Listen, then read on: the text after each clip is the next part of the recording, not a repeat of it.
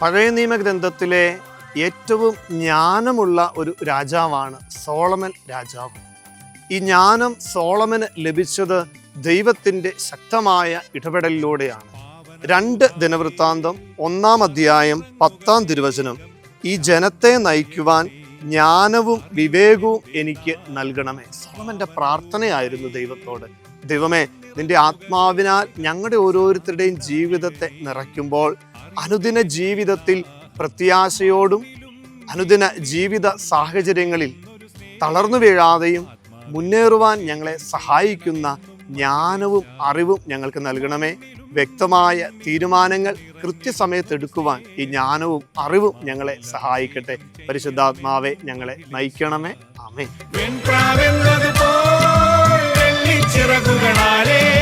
പറന്നിറങ്ങണമേ പരിശുദ്ധാത്മാവേ.